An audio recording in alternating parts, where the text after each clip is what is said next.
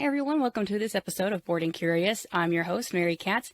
Today we have Payton Howie. She's a new singer in Nashville, and we're going to talk about some of the music that she has out now, what she's got coming up, and we'll also get to know her with some personal questions. Hope you enjoy. Let's get started. All right, well, Payton, welcome to Bored and Curious. I am excited to have you today. You are doing some really fun things in the country music industry that we're going to talk about today. But first, I want to get started by asking you, what did you want to be when you were a kid? So when I was a kid, I've always wanted to be like a singer and a performer. I always wanted to, you'd see the pop stars or whatever when I was real young, and they'd have like the little headsets or whatever. And I always used to tell people, I want to be a singer, but I want to be able to dance too. So I'm going to have a headset. I used to tell people that all the time, but I'm no good at dancing. So I just wanted to be a singer-songwriter, I've always wanted to do that, which is kind of funny because that's what I'm having the opportunity to do, and I'm loving it so far. Yeah, it works out well that you can actually sing, so that's helpful. I know, right? That'd be kind of a shame if I couldn't sing at all. That would suck. Yeah. Oh my goodness. So you realized that pretty early on, but what made you actually take that leap because a lot of people think that, I'd like to be a singer, but to actually take that leap, that's pretty brave.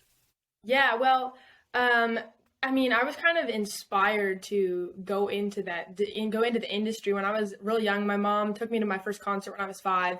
It was a Carrie Underwood concert, and during the concert, I was kind of dancing around in the aisles, and she was singing, and she stopped singing, and the lights were panning across the audience, and it stopped like on where I was dancing, and so she like stopped singing, she crouches down, and she like waved at me, and she goes, to her bodyguard, hey, bring that little girl up on stage. So the bodyguard comes over, and he like comes up to my mom, and he's like, hey, Carrie wants your daughter on stage. Can I bring her up there? And I was like, well, yeah. So my mom was like, yeah, sounds good. So then he brought me up there, and then she was like holding my hand, and we were singing. And I remember vividly like getting to look out and see just like the faces of all these people just singing along and having a good time. And I will never forget that moment of seeing so many people come together. Like, obviously not all of them know each other, and it's a cool thing to think about that music brings people together in that way.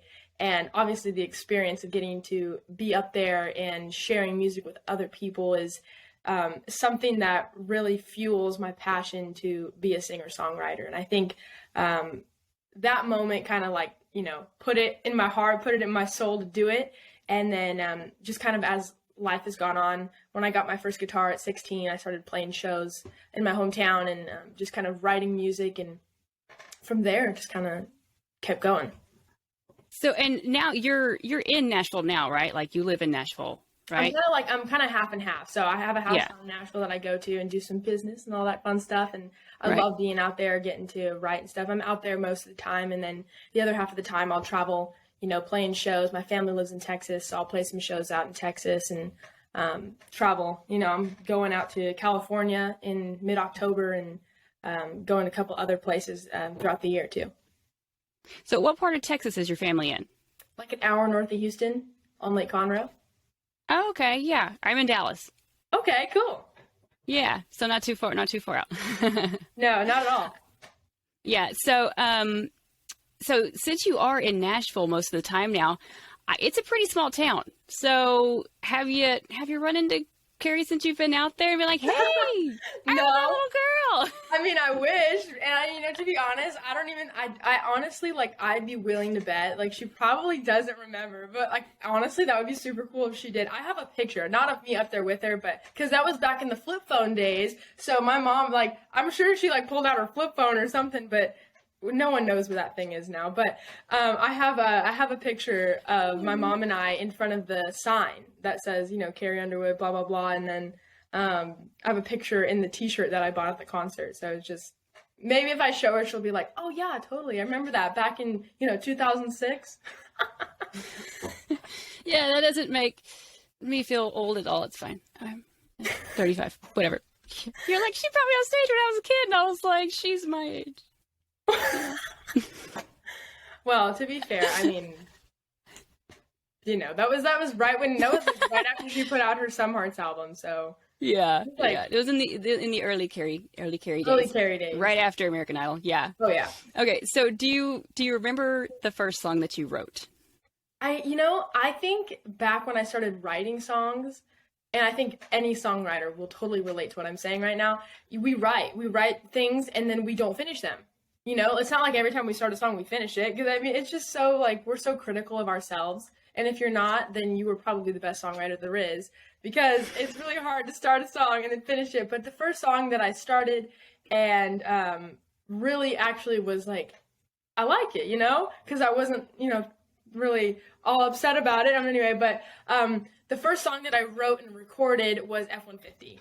And I wrote that song when I was 16. And so that's the first one that I can really recall being like finished and done. This is it. But I'm sure I probably started like 100 other songs before that. Oh my gosh. I'm like, what's the first song that you remember writing? And you're like, it's called F-150. And it's like, tell me you're from Texas without telling me you're from Texas. Oh man. Well, to be fair, I'm not from Texas. I only moved here about a year and a half ago. Oh, okay. Yeah. Okay. So originally, did I miss that part in your bio? Or originally you're from where? Because you're from the South. Originally, I'm from Southern California, yeah. What? With that accent? Well, I don't think I have an accent. People are always like, you have an accent. I'm like, I don't have an accent, but I don't know. And I promise, I'm just being me. But yeah, no, I'm originally from Southern California, like an hour north of San Diego, like wine country. Okay. Nice. Yeah, there's a bit I would of not have guessed. Cali country community out there. It's not always just like surfers and skaters, but sometimes it is. Yeah, well, like Gary Allen. He's from California as well. Right, like John Party, you know, like there's a lot of country that come out of California, right. But yeah, no, a lot of people don't know that. And so when I say like, oh yeah, like my family lives in Texas, people are always like, oh, you're from Texas. I mean, like, well, I wish I could say that, but not necessarily. Texas is cool. Yeah, well, I mean, each state has its pros and its cons. Yeah. No. So, what do you wish you knew before becoming a singer or songwriter?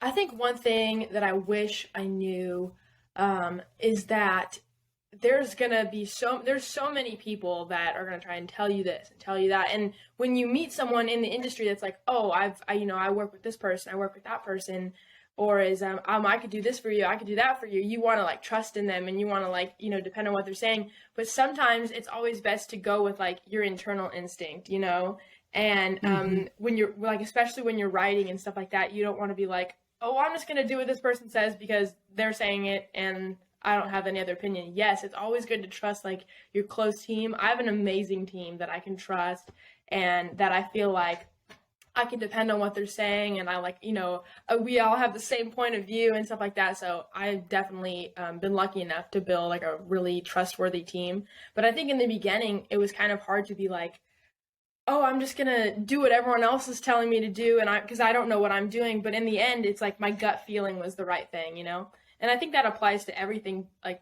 not just music. Your gut feeling is most of the time it's always right. No, I think that's some very good advice. It's trusting your gut and remaining authentic. Kind of something that it's kind of a resounding thing that I've heard about in the podcast and talking to singers and songwriters. So is there someone in the industry that you haven't worked with yet, but you really want to?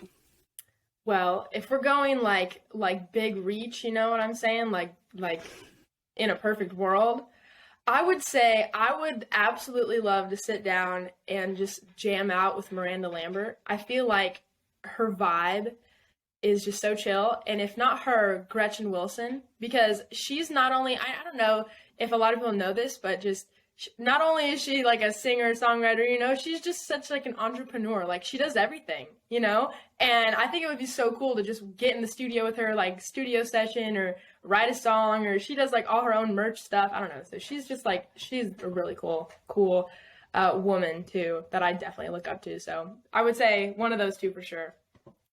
Oh, absolutely. No, I'm with you. So what would you say your ultimate goal is in the industry? Well, I think as I've gone on, I've reevaluated what my goal is. Like almost like every month, I feel like I'm like, okay, what do I really want? Because the goal, obviously, I think for the majority of people that are going after it in the way that I am is yeah, we want to sign a record deal, we want to, be on a label. Like that's kind of like the overall goal for most people, I would say. And every month I feel like it doesn't necessarily change, but my perspective changes. I'm like, I'm putting out music and I get to hear feedback from people, and someone says, oh, hey, this song, really hit me like in this spot, or, this really like hit home for me, and or hearing people and how they feel about the songs that I put out, or hearing people and how they feel even about like cover songs that I put out, or they're like, oh, I heard that in a different way. It's really like life-changing to hear that me just doing something that I enjoy doing can impact people. And so sometimes I think, my goal is just to impact people in any way that I can and just do it for as long as possible. I would say in a just a light sense, yeah, that's the goal, is to just be able to impact people as long as I can. Nice. Yeah, because I guess it just depends on each person. Some people will say, oh gosh, once I do this, that's when I know I've made. Once I've done this, that's when I know that I've reached exactly where I want to be. But I can imagine that would change, like you're saying, pretty frequently, especially as you progress in your career. And it's like, okay, well, once I'm getting the groove of doing that, and then 3 months from now, you might be like, you know what, we're gonna do this too.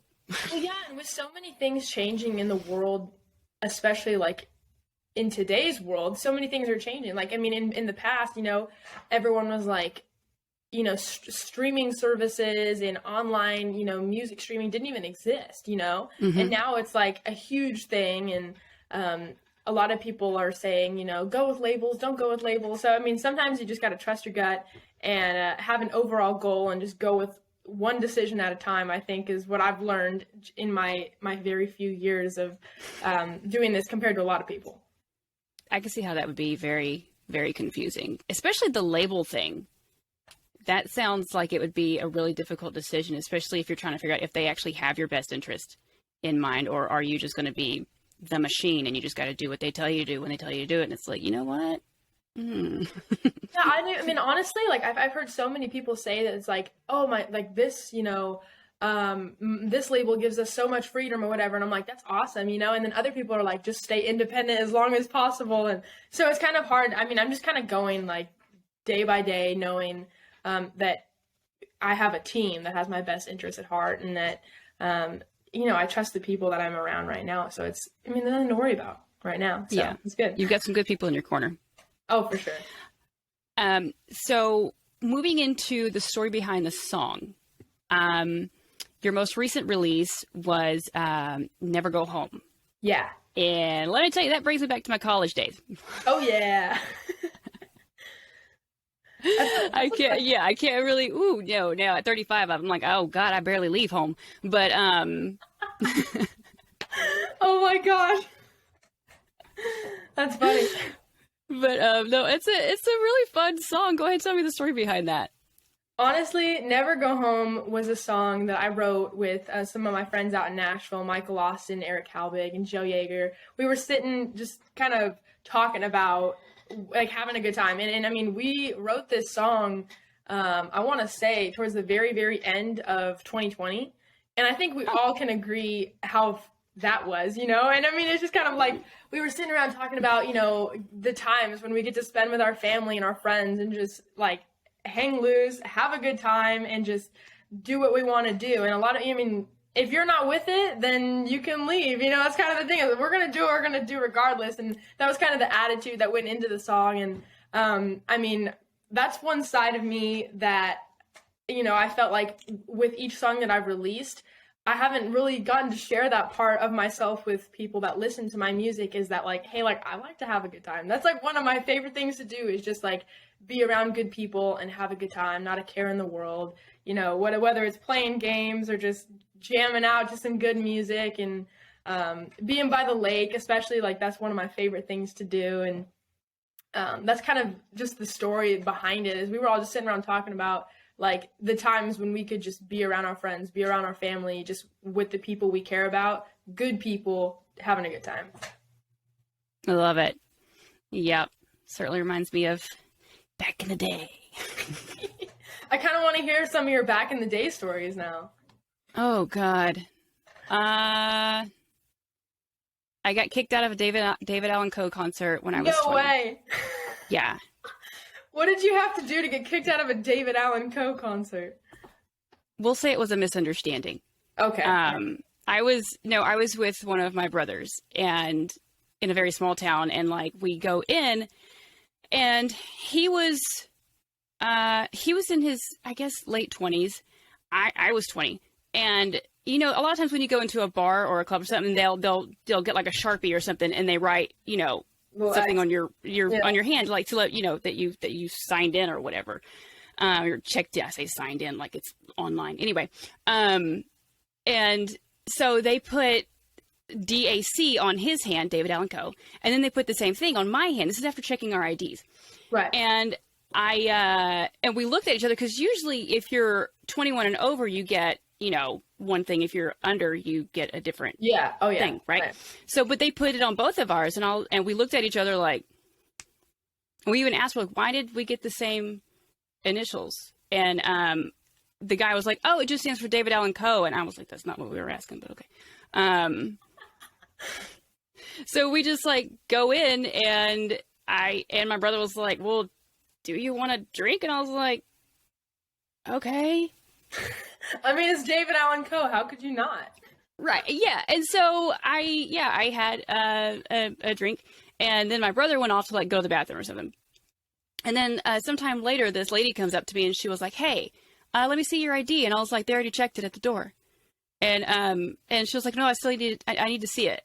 And which is one thing, because like, okay, I think at, you know, 20, I probably had a young face, but like, I'm 6 feet tall. Okay. So I'm like, there's no way they think that could they still think that I'm, you know, underage after all checking and all the whatever.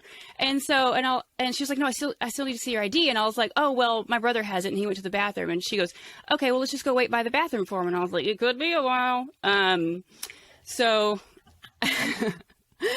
anyway, and like, so we're waiting, and he doesn't come out, and she's like, and I'm just going to hold your drink until then. I'm like, cool. And I'm not really the person that gets out. I don't color outside the lines, you know. I'm very by the book. I'm a rule follower for a reason, because I get caught if I try to do anything. So anyway, so he wasn't coming out. I don't know where he went. And so she was like, you know, let's just have you hang out over here at the entrance. And again, I'm going to keep the drink and blah, blah, blah. And I was like, okay, cool, whatever. And so eventually my brother comes out at the entrance, and I don't know where he was going, but I was like, hey, she found you. And he was like, who found me? I was like, the lady that was looking for you. He was like, there was a woman looking for me? I was like, not like that. Not like that. Not like that. Not like that. And I was like, I think we got to go, because they took my drink from me, and apparently they seem to think that I'm not of age. So I don't know what happened, but and he was like, yeah, then let's go. Not trying to get in trouble for that tonight. So we left. Well, hey, that's good. At least you left before anything bad happened. Yeah. I'm not trying to get one of those, what is it, minor in possession or whatever. Like, nope. No, sir. No, definitely not a good idea. Just go home. Yeah. So, moving on to your next song, Freedom. Freedom.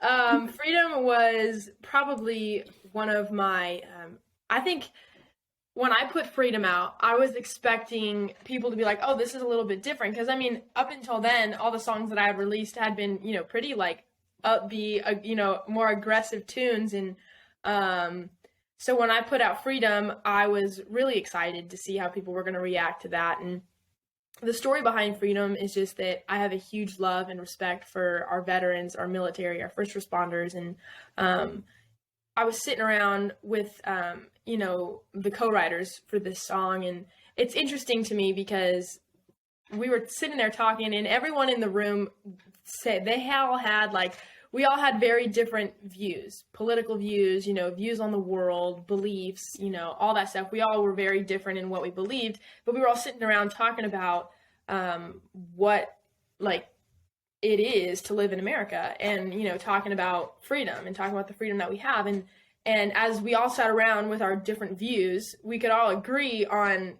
a couple things, and that was that the fact that we're all able to sit here and write a song together, regardless of what we believe, is freedom.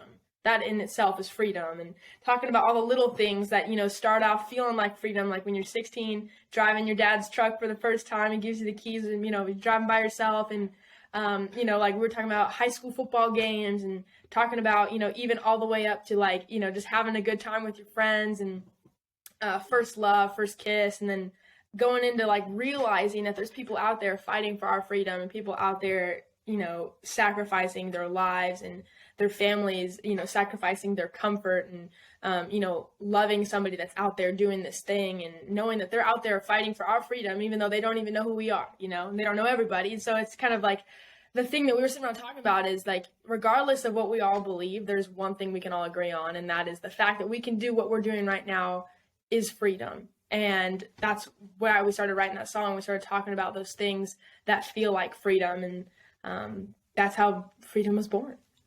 Yeah. It is a beautiful song, and I may or may not have gotten all misty-eyed at the end of the video when the crowd parts and the guy in the uniform. And that was probably the funnest video I've ever shot. It was such a blast, and that was the first music video I've ever done, and it was just so awesome. And I think with freedom, there being a story behind the song, it's kind of like getting to put that story to life was just like really cool, and I'm really glad we got to shoot that video. How long did that take?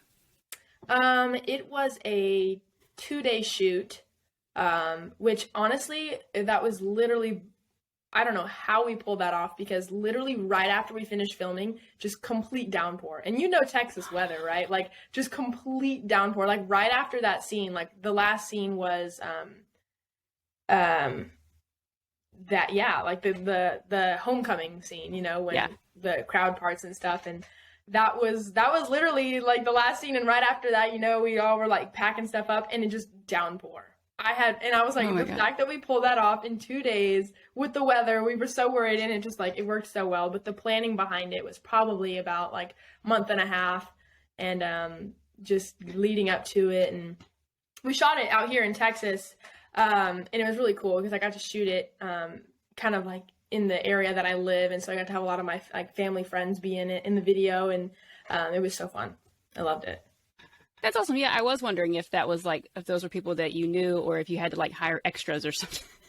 No, those are all people that I knew, and people that just came out for the video. It's really cool because I've been involved with the veteran community out in Montgomery, Texas, around Conroe area. And I've gone and done a couple events, saying like the anthem, or saying like America the Beautiful for some of these events, like for the veterans. And so when I was going to film the video, it was kind of cool. I was talking with the director of the facility, and I was like, hey, I would love to have some veterans in this video. And so all these veterans came out. It was the coolest thing. So getting to have some actual veterans there and from the area, and they were like having a blast. And because the concert that we put on there, like in the video, it was real. Like we had the band, and we were just like playing, and it was really fun. So yeah, it was very nice of you guys to honor them and be able to include them in such an important video with a very, very powerful message. Yeah, I really wanted it to be authentic. Yeah, I think that you guys certainly accomplished that. So moving into, just for fun, let's just get to know Payton a little bit. Cool. So if you are watching anything, or movies, Netflix, shows, just whatever you got, if you're watching something, what you watching? Well, I just finished up watching, I think everybody finished up watching Outer Banks. I finished up watching that, season 2. Yeah, season 2. And, everyone kind of hates on it, but I've always loved Riverdale. I love Riverdale, but one that I've always been like, if you haven't watched this, you have to watch it, because especially like as a, like someone that loves music, is like the Dolly Parton Heart Songs series. She like has a series, and it's like all these episodes, like mini movies almost based on her songs. And it's like, I love it because I love Dolly Parton, right? And I love her music. And so they literally put together like these movies or like mini episodes or whatever based on her songs. It's the coolest thing. It's called the Heart Song series. Yes. I have seen that on there. I haven't watched it, but I've seen that. I've been curious about it, so it's good to have a recommendation. Yeah, it's kind of cool because she's like in most of them, and it's just the cutest thing. So I love her. Oh God, who doesn't love Dolly? Right. So, favorite movie? Favorite movie? Oh goodness gracious. I would say my favorite movie is probably, I would have to say, Walk the Line. I love Walk the Line. It's so good. I love Reese Witherspoon. I remember thinking when I was young, like, she looks like Carrie Underwood. So I was like, I remember thinking that, because she kind of does look like her, right? And so Some similarities. She's some similarities. I know. I used to think they looked so similar. So, I've always loved Reese Witherspoon. I remember my parents showing me that video when I was movie when I was real young, and I was like, oh my gosh, I love it. So I would say that's probably my favorite movie to this day is Walk the Line. Oh, yeah, certainly a good one. And do you have a favorite song? And if so, what is it? Oh man, I know this is hard. This has got to be hard for like a singer-songwriter to choose just one. Oh yeah, that's gonna be real hard. Ah man. Recently I've been listening to a lot of kind of older country, I would say. I've been listening to a little bit more Reba. And it's funny because a lot of the times, like, I like to incorporate some new songs here and there when I play shows, and sometimes I'll throw in some more like classic or more classic country style, you know. But I think one that I've been listening to a lot recently is Why Haven't I Heard From You, Reba. I've been listening to that a lot lately. I also really love, like, I'm really getting into like some red dirt Texas country, like Parker McCollum and Cody Johnson and stuff. So I've been really getting into that kind of stuff too. But I don't know if I have a favorite. I don't know if I can pick a favorite song. That's just what I've been listening to recently. Gotcha. Yeah, I mean, especially when you throw Reba in the mix, it's like, okay, which of the 5,000 awesome songs that she has would I know, pick? right? I couldn't even tell you. I had the incredible honor of interviewing one of Liz Hanger, one of her songwriters, in my second episode. Oh my God, I was like, I think I just sweated during the whole thing because I was just like, that would be such an awesome interview. Oh, it's up there. Take a listen when you can. I'm gonna have to go check it out now. Yeah, I'm already starting to sweat again just because I was like so excited about it. Yeah, and so cool. I would love to listen to that. Yeah, she's phenomenal.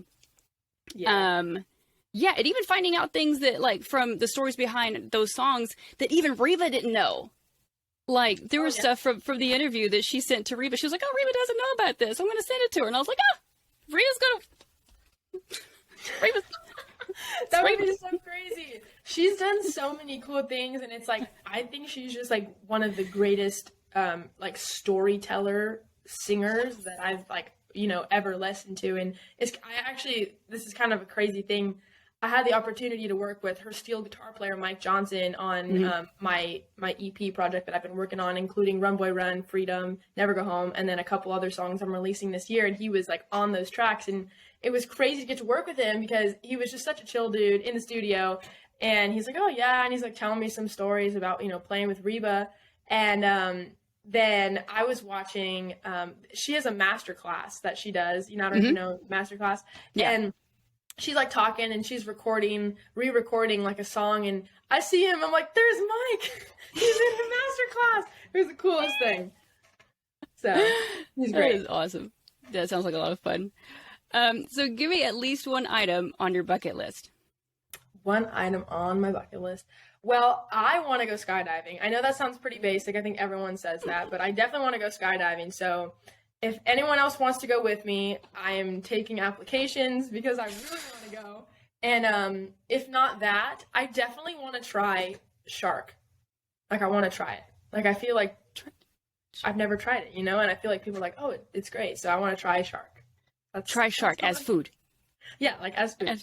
Okay, I was like, does she mean as food or like in the cage? I want to try like to be in the water with it. I was like, no, I don't do underwater nothing. Nope. Especially not sharks. Like, underwater movies freak me out. Heck no. Yeah. I just as like with the David Allan Coe concert, I don't have great luck with risk-taking things, Okay. I would end up in I would end up in like a Leonardo DiCaprio situation because he has horrible luck on vacations where he was like, he did the Shark Tank thing. He got in the cage and he was in there, and then the shark comes and like tries to get in, and he's like pinned on like the floor of the cage while the shark is trying to get in. And I'm like, dude, just stop doing those things. That's literally, I don't know. I would be terrified. I cannot. Like, I watched that movie. I think it's 37 meters down or whatever. And it's like where they get trapped underwater with the no. I respect the sharks, you know? It's like, it's their house, you know? It is Like, their house. if someone comes in my house unexpectedly, like, there's going to be a conversation. But if I go to the shark's house unexpectedly, no, I don't. it's not Oh no, happening. they don't really eat humans that much. It's just that they're curious. Like, can they not be okay? I'm just gonna stay out the water. How about that? Yeah, I mean, like, I'm God. cool with the beach. Like, I love the beach, you know, but like Yeah. deep, dark water, no. Mm-mm. I need to be able to see my feet. If I can't Yeah. see my feet, I'm not getting in. There you go. Yeah, looking at beach vacations with my husband, we have different versions of what a beach is. I'm like, Right, no, right. crystal clear water. I need to be able to see in that mess. There you go. Anyway, okay, so who is your celebrity crush? Celebrity crush. Yeah, I love this question. Well, if I had to pick, I would have to go with Parker McCollum, because I love his style. I think he's super chill, and it's kind of funny because like he's from Conroe, Texas, right? And Sure. I moved here like a year and a half ago, not knowing he was from Conroe, Texas. And I was like, you know, like listen to his music and stuff like that. And he like his song "Young Man's Blues," right? It's like used to run down County Road 2854. I'm driving. I'm like, County Road 2854. I'm like, where have I heard that before? I'm like, it's right there. You know, it's just kind of crazy. Yeah. So I actually got to meet him too. His brother Tyler plays around in Conroe too. He plays with a band, and I got to open up for his brother Tyler. And like we were just chilling after the show. I was sitting there watching Tyler and his band play, and Parker walks in, and I was like, Yeah. holy crap. I totally had like a starstruck moment, and I got to meet him. It was super cool. So that's what I would say. Now, when I say celebrity crush, you understand though that I'm not saying it's like, oh, I think that they're a great artist. It's like you're single, Yeah. that person is single. Well, If you're I both mean, interested in each other, Yeah. that's what I To mean be by fair. celebrity crush. I don't mean like, oh, I Yeah. admire that person. No, I know what you mean. I know what you mean. I think Okay. I think he's pretty good looking. I know he's There you go. He's got fiance and all that. I'm just saying. I think Oh, he's I pretty didn't know good. that. Yeah, he does. He does. And to be I'm fair, not trying to get anybody in trouble. Yeah. No, I know. No, we get nobody in trouble, but Yeah. Yeah, most of mine that I like, they're unavailable. I just So what's the worst thing you did as a kid? like in trouble. Yeah, I like- mean, like, don't incriminate yourself here, but yeah, what's the worst thing you did as a kid? Yeah. Don't incriminate yourself. Okay, I'll try. Worst thing I did as a kid. I mean, I was kind of a bit of a troublemaker as a kid. I will say that for sure. But I was definitely a troublemaker. My brother was always like the angel child, and he was always like, "Oh, we're not gonna get in trouble," you know. And I was kind of like out there doing the dang thing. And oh man, I mean, and I think this isn't necessarily like awful. Like I would have gotten in trouble for it, but it was really stupid. So my brother and I, we were playing baseball in the pool. Okay, so my brother and I both grew up playing. He played baseball, I played softball, and we were playing, you know, some kind of wiffle ball game. We had a plastic bat and a soccer ball, and we were like, "Oh, this is really fun, right?" And so we'd like hit the ball and go jump in and swim to the bases, right? And I was probably, I think, I was probably 8 years old, and man, we were playing around, and my brother goes, "Hey, instead of using the plastic bat, let's use the metal bat. That'll be so fun, right?" And my brother was 10. I was 8, and so he was messing around with me, and he's like, "Oh, well, if you don't use it, then you can't play, and you're not cool." And I was like, "Oh yeah, I'll show you. I'll use the bat, and I'm so cool. Check this out." So I grabbed the bat, right, and I hit the ball. I hit it so hard, it bounced back, it hit me in the face, and now I have a scar above my eye. I had to get 13 stitches across my face, and my brother goes running in the house, or around the house, I think, to my parents, and he's like, Mom, I'm screaming and crying, and my mom's like, if there's not blood or fire, I don't care, and she's like there's a lot of blood, and there was like blood everywhere, and I ended up having to get 13 stitches, and I guess that's kind of what I get for trying to be, like, oh, I'm so cool, trying to show my brother what's up, but so that's probably, that's not like probably the worst thing, but it was probably one of the dumbest things I've ever done.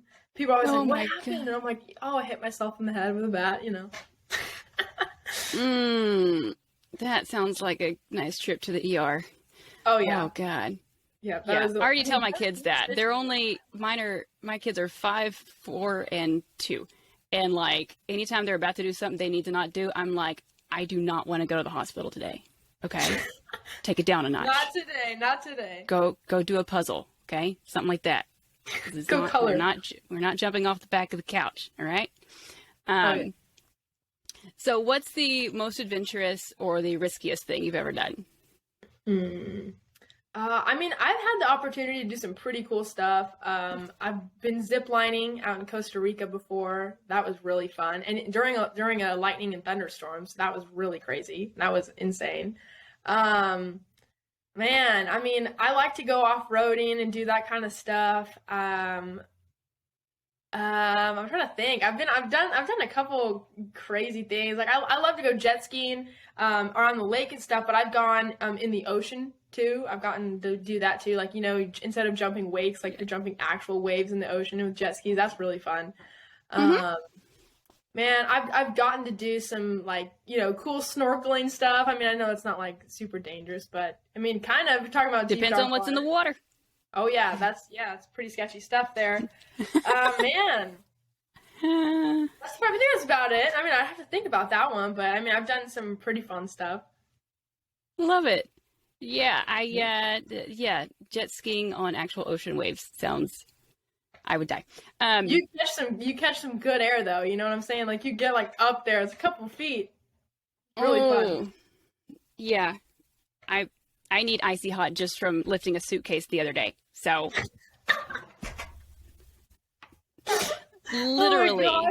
literally, I wish that was a joke. It is not. So I need to go. Suitcase? We went to Disney. All right. We got back like last week. And so we have like these kind of heavy suitcases and stuff. And I probably lifted one in a way that I should not have. And now I regret it. So that kind of makes more sense.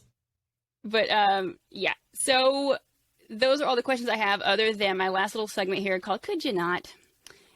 Just basically it's what irritates you. Like, what are your pet peeves? It doesn't matter if it's professional or personal or a specific topic you don't want to ever talk about again, or a question you never want to get asked again. Just like, what gets under your skin? What are your pet peeves? Put it out there. Tell the world. Could you not? Could you not?